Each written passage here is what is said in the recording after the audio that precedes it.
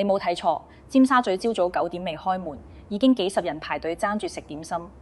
全網都話香港茶樓復甦，本土飲食翻身，但我話你聽，呢條超長人龍根本唔係復興，係香港舊式茶樓最後一口氣。眼前呢片熱鬧煙火，全係假繁榮，背後藏住成個行業嘅末日結局。今日徹底拆解俾所有香港人知。喺香港尖沙咀核心商圈嘅臨街商場門口，日日都上演住一幕極度矛盾、令人費解嘅城市景象。天色啱啱蒙蒙光，成個城市仲未徹底甦醒。商圈入面絕大部分商鋪仍然閂實門，休業休整。偏偏紮根呢度幾十年嘅3間傳統粵式茶樓，門口已經排起幾十人嘅長龍隊伍，沿住街邊一路延伸。人群入面有神態悠然，日日嚟飲茶嘅年長街坊，有結伴閒逛嘅中青年本地人，亦都有專程嚟打卡體驗嘅外地遊客。絕大部分老人同網上網友見到呢個畫面，都會下意識以為香港傳統飲茶文化仍然興旺，老牌粵式酒樓生意爆火，本土舊式餐飲仍然站穩市場，冇人可以取代。但作為長期深耕香港區域經濟、本地消費市場同文旅產業嘅 AI 行業研究員，我要講一句顛覆所有人認知嘅真話：呢場日復一日、長年不散嘅排隊熱潮，絕對唔係香港傳統茶樓行業復甦嘅信號，恰恰相反，呢個係香港舊式粵式餐飲殘留喺市面嘅最後風口，係成個行業步入落幕之前最刺眼亦都最令人唏噓嘅回光返照。呢篇看似熱鬧無比嘅市井煙火背後，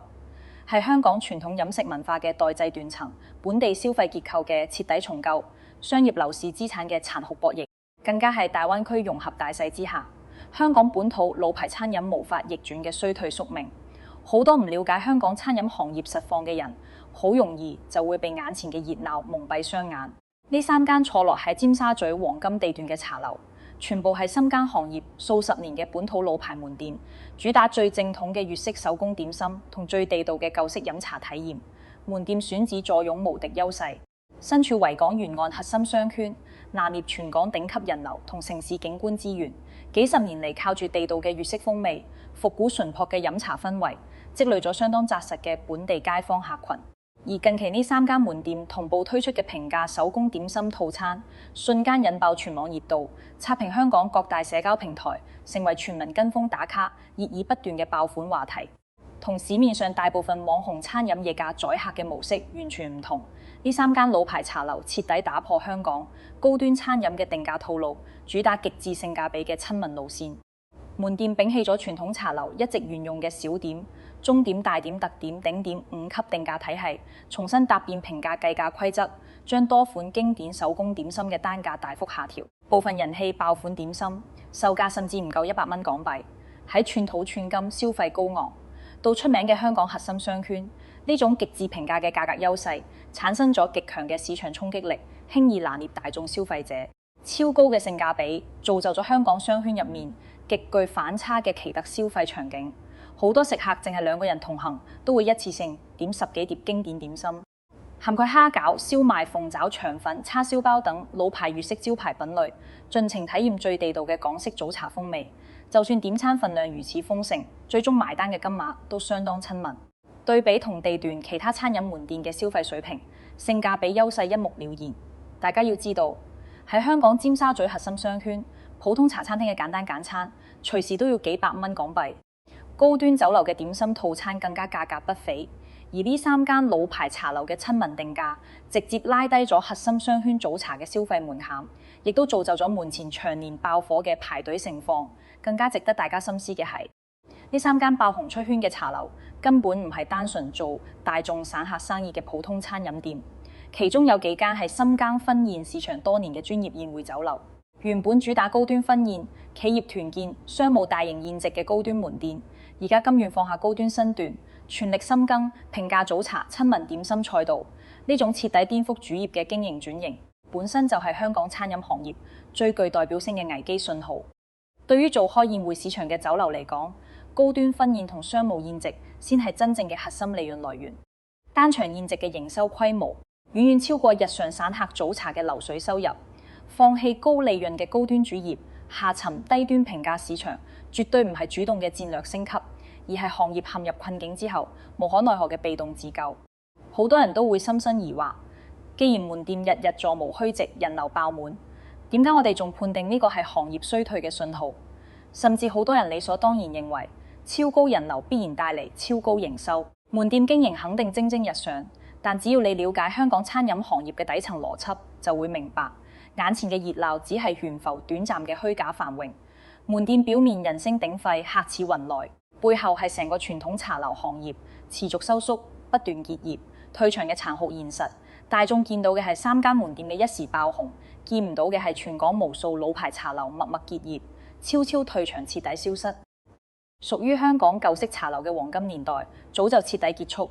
想要讀懂呢場爆紅背後嘅行業悲歌，首先要睇透而家香港早茶消費嘅人群結構。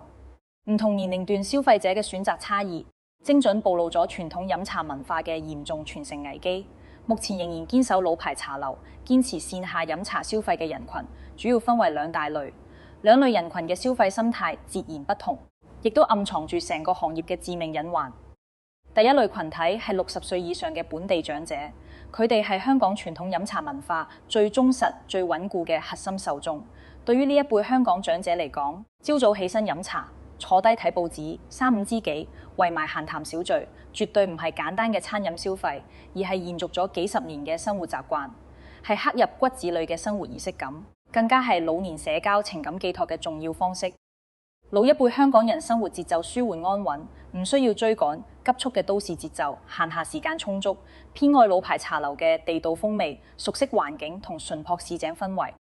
佢哋親身見證過香港茶樓行業嘅鼎盛時期，習慣咗老師傅手工現做嘅點心，口感認可傳統茶樓嘅經營同服務模式，係支撐老牌茶樓可以存活至今嘅最大底氣。但呢個核心客群存在一個無法規避嘅致命短板。老齡化極其嚴重，人口基數逐年遞減。隨住歲月流轉，老一輩忠實受眾不斷老去流失，新生代年輕人完全承接唔到呢份傳統消費習慣，傳統飲茶文化出現咗極其嚴重嘅代際斷層。換句話講，支撐全港老牌茶樓生存嘅核心基本盤正在持續萎縮，不斷弱化，而且完全冇逆轉嘅可能。第二類群體係10幾歲到30歲左右嘅年輕後生仔女。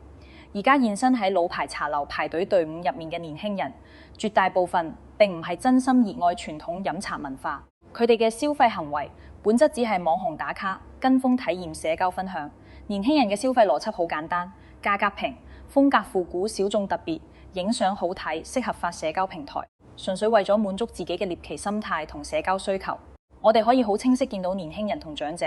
喺茶樓嘅狀態天差地別。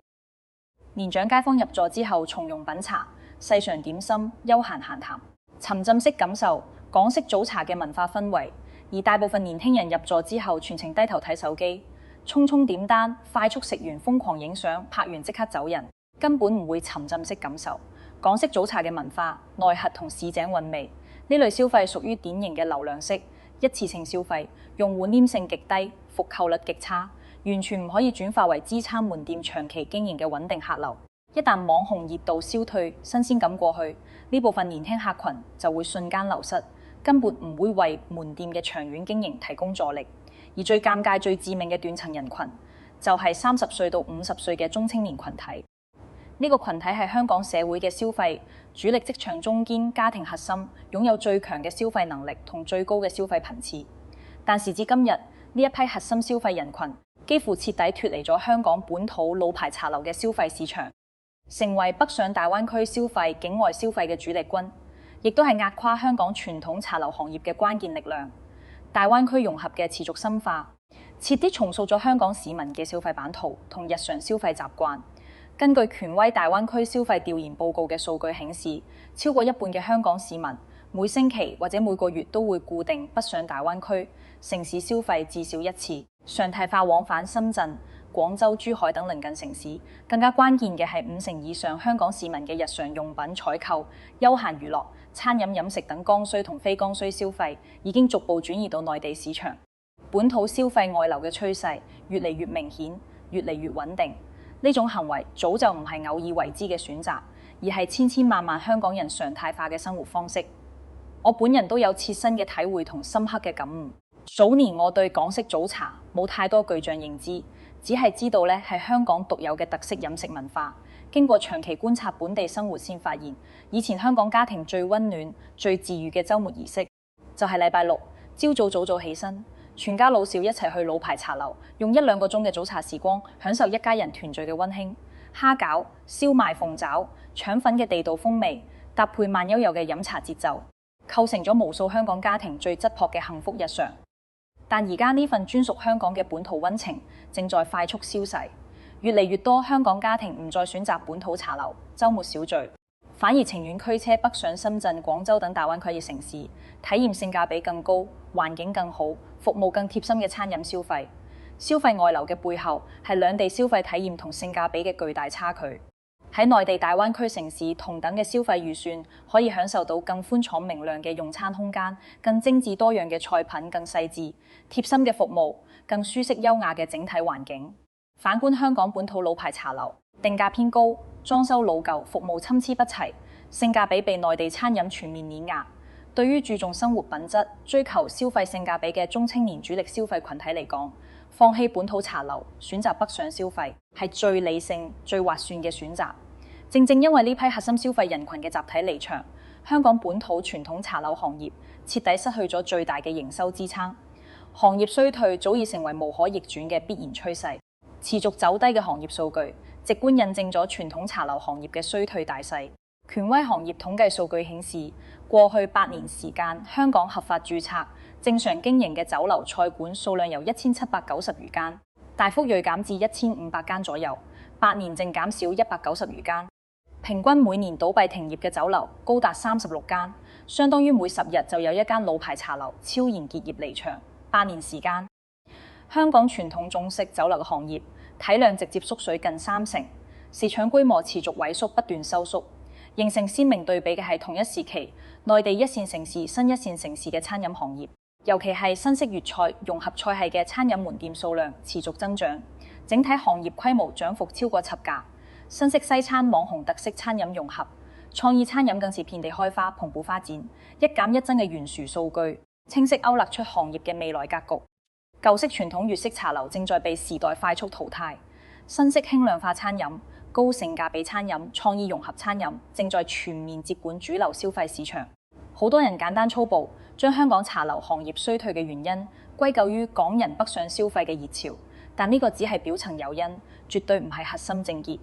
北上消費只係加速咗行業衰退嘅進程。真正令香港傳統茶樓走向末路嘅係行業自身積重難返嘅內部問題，品質持續下滑，服務嚴重滯後，經營模式僵化老舊，運營成本居高不下，多重困境層層疊加，亦都係無數資深行業從業者、市場調研機構公認嘅行業死因。首先就係菜品品質嘅全面滑坡，預製菜嘅泛濫，徹底摧毀咗傳統手工點心嘅核心競爭力同靈魂。港式早茶之所以可以成為香港招牌文化之一，從來都唔係勝在價格低廉，而係勝在現點、現做、新鮮出爐、匠心手工打造嘅極致口感，係老一輩點心師傅幾十年手藝沉澱落嚟嘅地道風味。傳統粵式點心由面皮油製餡料調配、手工塑形到火候把控精製出鍋，每一個環節都講究極致工藝同經驗積累。現做現賣嘅新鮮口感係工業預製產品永遠無法替代嘅核心優勢。但時至今日，為咗壓縮人工成本、提升出餐效率、減少食材損耗，香港絕大部分老牌茶樓都徹底放棄咗堅守多年嘅手工現做模式，全面引入中央廚房預製點心。行業內部早就有大家心照不宣嘅潛規則，由大灣區標準化工廠批量生產嘅預製點心，經過冷鏈運輸送入香港各大門店，門店只需要簡單加熱裝盤就可以直接上桌售賣。呢種工業化流水線嘅生產模式，的確大幅降低咗門店嘅人力成本、時間成本同食材成本，但同時都徹底丟掉咗港式點心獨一無二嘅靈魂同地道特色。從我哋掌握嘅行業成本數據，可以清晰睇穿呢個行業嘅現狀。工廠批量生產嘅預製點心，單份綜合成本大概3萬港幣左右，已經包含生產包裝、冷鏈運輸所有費用。但門店終端售價可以賣到7萬港幣上下，看似利潤空間相當充足，但代價係徹底犧牲咗最核心嘅產品品質。預製點心口感僵硬、風味寡淡、新鮮度嚴重不足，同老師傅人手現做嘅點心有着天壤之別。工業化生產可以將點心品質穩定維持喺80分嘅標準化水平，但永遠做唔出手工現做95分以上嘅極致口感同層次風味。呢個亦都係無數資深老食客對本土老牌茶樓徹底失望，不再幫襯嘅核心原因。更加令人無奈嘅係，少數堅持傳統手工工藝、拒絕預製菜嘅老牌茶樓，反而成為行業入面嘅少數派，生存處境越發艱難。早前香港明星海鮮酒家，就算遭遇10號風球嘅極端惡劣天氣，仍然堅守營業，堅持人手現做點心。20幾名員工風雨無阻，翻工直守死守傳統餐飲初心，最終都係無力扭轉經營頹勢，難逃結業命運。反觀大量依賴預製菜、品質嚴重下滑嘅茶樓，反而靠住低價引流策略，勉強維持經營苟延殘喘。呢種劣幣驅逐良幣嘅行業亂象，令成個傳統粵式餐賽道徹底失去咗良性發展嘅可能性。其次就係服務提示嘅嚴重滯後，徹底拉開咗同內地餐飲嘅消費體驗差距。香港傳統茶樓大多沿用幾十年前嘅老舊服務模式，服務人員老齡化嚴重，服務意識薄弱，服務流程僵化死板，長期存在落單出錯、響應遲緩、服務態度敷衍、高峰期無人值守等諸多問題。好多老牌茶樓嘅服務人員多年冇更新，冇接受過系統培訓，仍然沿用老舊落後嘅服務思維，對待食客缺乏耐心，態度冷淡，整體消費體驗極差。反觀內地大灣區嘅新式茶樓、粵式餐飲店，早就完成咗全方位嘅升級迭代，門店裝修明亮通透，環境乾淨整潔，硬件設施現代化，服務流程標準化、精緻化、人性化，服務員響應及時，態度熱情，服務專業，出餐效率、用餐體驗、環境質感，全方位碾壓香港本土老牌茶樓。對於當代消費者嚟講，餐飲消費早就唔係單純為咗填飽肚子，更加係追求舒適愉悅、貼心嘅全方位體驗。香港茶樓老舊僵化嘅服務模式，早就跟不上新時代嘅消費需求，被市場淘汰早已係注定嘅結局。行業持續衰退，最直觀嘅體現就係老牌茶樓批量結業，接連退場。近幾年，香港本土一眾擁有幾十年歷史嘅老字號茶樓接連倒閉，悄然結業。幾乎每個月都有老牌門店貼出結業公告，大量承載住幾代香港人集體記憶嘅餐飲老店，徹底退出城市核心商圈，默默消失喺大眾視野入面。長沙灣擁有65年歷史嘅老牌粵式茶樓黃國園，經營46年嘅老字號酒家多間，深耕社區多年嘅老牌宴會酒樓，都喺短短1年之內陸續結業離場。唔少門店員工直到上班當日先知道門店結業嘅消息，毫無緩衝，猝不及防。就算係背靠大型餐飲集團嘅連鎖老牌茶樓，都抵擋唔住殘酷嘅行業寒冬。美心自團旗下1971年創立嘅翠園茶樓，係香港家喻戶曉嘅連鎖粵式品牌，深耕行業數十年，門店遍佈全港各個區域，最終都難逃結業命運。1年內多間分店陸續停業，呢個現象足以證明，而家嘅行業困境並唔係單一門店嘅經營失誤，亦都唔係個別品牌嘅運營問題，而成個傳統中式茶樓行業嘅系統性、結構性危機，冇任何品牌、任何門店可以獨善其身。好多人都會疑惑，既然呢啲平價點心門店日日爆滿、人流爆棚，點解仍然擺脫唔到行業衰退嘅大勢？最核心嘅答案就係，呢類門店嘅爆紅並唔係市場需求真實回暖，而係商業資產倒逼之下嘅被動自救，係地產格局博弈之下嘅無奈結果。我哋見到尖沙咀3間茶樓同步降價、同步引流、同步爆紅，表面係門店自主經營決策，實質係背後業主嘅硬性要求，係大型星野地產盤活滯銷資產嘅必要手段。熟悉香港星野地產規則嘅人都好清楚，尖沙咀核心商圈嘅大部分商場物業都歸屬大型集團企業。近年香港實體經濟持續低迷，遊客數量波動不定，線下消費大幅萎縮，核心商圈商鋪空置率不斷攀升，商場資產估值持續下跌，大型集團嘅整體財務壓力劇增。對於星野地產企業嚟講，商鋪空置就代表零租金收入，資產貶值，股價受壓，財務報表惡化，係絕對唔可以接受嘅經營狀況。為咗盤活空置資產，穩定商場人流，抬高物業估值，優化集團財務數據，業主方會用盡各種手段，倒逼入駐商戶調整經營策略，要麼商戶主動轉型，低價引流，製造持續流量熱度，帶動商場整體人氣，要麼直接撤場退場，由業主更換新嘅入駐商戶。對於老牌茶樓經營者嚟講，佢哋好清楚香港新亞地產嘅強勢規則，業主永遠唔缺備選租客，就算商鋪空置幾個月，都絕對唔會輕易減租。一旦商戶無法為商場創造流量價值同資產價值，就會被快速淘汰強制替換。呢個就係3間茶樓同步統一調價，同步打造平價爆款點心，同步製造超長排隊熱潮嘅底層邏輯。呢場全民排隊嘅熱鬧景象，本質係一場精心策劃嘅流量造勢，係商戶配合業主盤活商場資產嘅商業合作，目的就係用極致低價製造海量人流，用持續排隊嘅假象製造市場熱度，穩住商場嘅基礎人流數據，穩住物業嘅資產估值，避免商鋪長期空置，資產大幅縮水。從商業博弈嘅角度嚟睇，傳統茶樓商戶由始至終都處於絕對劣勢，完全冇談判勝算。商戶嘅核心訴求係穩定經營，賺取合理利潤，而業主嘅核心訴求係資產保值、流量穩定、長期估值提升。就算茶樓主動降價讓利、犧牲利潤、製造熱度，都只係短期嘅緩兵之計，根本改變唔到長期嘅經營困境。一旦商場熱度回暖，資產估值穩定，業主就會重新調整租賃規則，加升租金，利潤微薄嘅老牌茶樓，最終仍然難逃被替換嘅命運。未來接手呢啲黃金鋪位嘅，大概率係內地連鎖火鍋、新式茶飲、網紅甜品、潮流餐飲品牌。老牌粵式茶樓嘅退場，早就都係寫定嘅結局。更加值得深度拆解嘅，係傳統茶樓賴以生存嘅核心利潤賽道徹底崩塌。呢個先係行業無法逆轉衰退嘅根本原因。好多普通人誤以為茶樓嘅利潤主要嚟自日常早茶散客消費，但事實恰恰相反。香港傳統老牌茶樓宴會酒樓嘅真正盈利核心係高端婚宴、企業團建、大型商務宴席，日常早茶只係用嚟維持基礎客流、保住品牌曝光嘅輔助業務，根本唔係賺錢主力。過去香港婚宴市場、三戶宴食市場體量龐大，生意可爆，高端酒店婚宴人均消費動則數萬港幣，單場大型宴食營收可達千萬吉幣。普通老牌酒樓嘅婚宴單場營收都可以達到數百萬港幣。穩定嘅高端宴席訂單係支撐老牌茶樓頂住高昂租金、人工、運營成本嘅核心支柱。只要宴席生意穩定，就算早茶業務利潤微薄甚至微虧，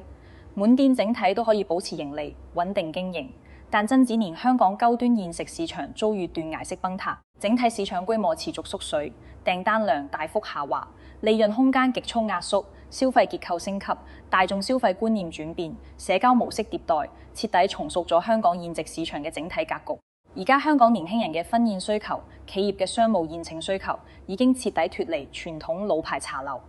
年輕人更加偏愛小眾私人會所、特色網紅場地、輕奢定制化宴會廳，摒棄咗傳統茶樓流水線模式化嘅老舊宴席形式。各大企業亦都縮減商務開支，放棄高端大牌筵宴，轉而選擇輕量化、簡約化嘅小型聚餐。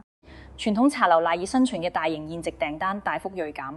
市場數據顯示，過去6年香港傳統酒樓婚宴市場嘅定價基本持平，冇明顯漲幅，但人工、租金、食材等各項經營成本持續上漲，直接導致宴席業務嘅利潤空間被持續壓縮，由昔日嘅高利潤黃金賽道淪為而家嘅微利甚至虧損賽道。傳統茶樓徹底失去咗宴席業務呢個核心利潤支撐，單靠平價早茶、零散散客消費，根本無法覆蓋門店高昂嘅固定運營成本，長期虧損、持續衰退成為必然結局。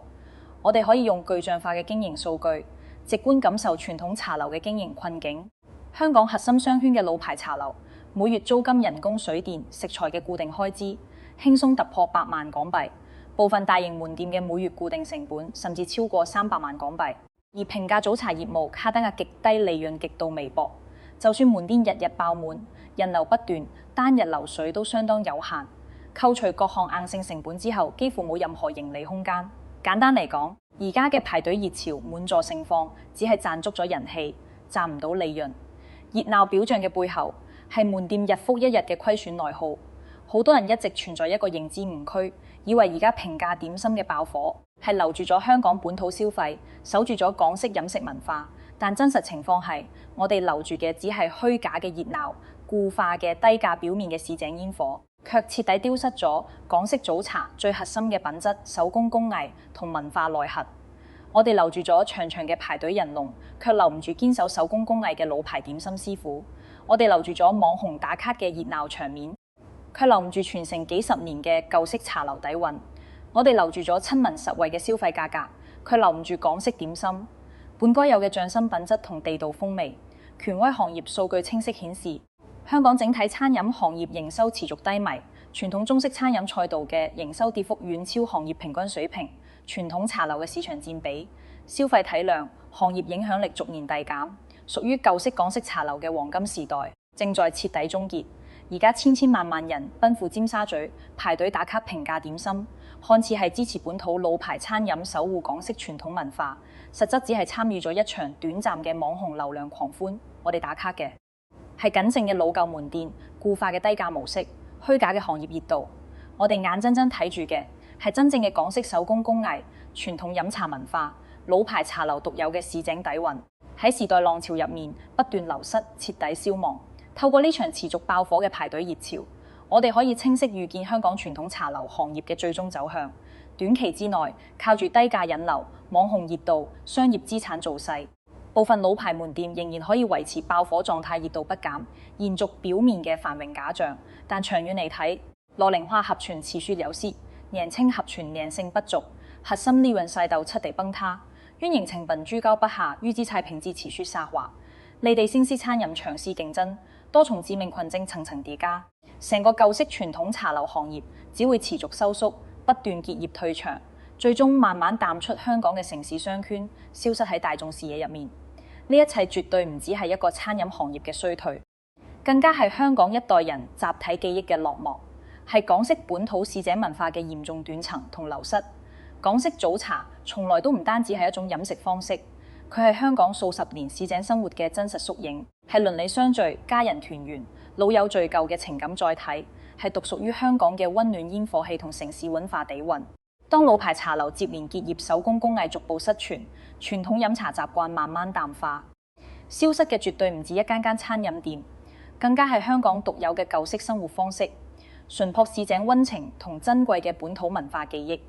好多人從來冇認真回想過自己最後一次陪屋企長輩入老牌茶樓，慢悠悠嘆一盅茶，食幾碟點心休閒，閒談度日係幾時。喺節奏急速、日日奔波嘅都市生活入面，我哋忙於生計，忙於打拼，忙於追趕新潮，漸漸忽略咗身邊日漸老去嘅親人，亦都忽略咗正在慢慢消逝嘅本土傳統文化。呢啲陪伴幾代香港人成長嘅老牌茶樓，呢啲藏喺一盅兩件入面嘅市井溫柔，呢啲延續數十年嘅生活儀式感，正在以肉眼可見嘅速度消亡。一旦徹底逝去，就永遠冇辦法復刻。如果你睇明咗呢場排隊假象背後嘅行業悲歌，讀懂咗港式傳統飲食文化嘅落寞困境，記得即刻幫我點讚訂閱，開啟小鈴鐺。我會持續深耕香港本地經濟走勢、行業深層危機、城市文化變遷、社會熱點拆解等深度內容，帶你看透香港每一個熱門現象背後嘅真實、真相同底層邏輯。歡迎大家喺評論區留言互動，分享你最深刻嘅港式早茶回憶，最難忘嘅老牌茶樓味道。講講你眼中香港舊式飲食文化嘅變化，我哋一齊喺評論區傾偈交流，留住屬於香港嘅市井煙火記憶。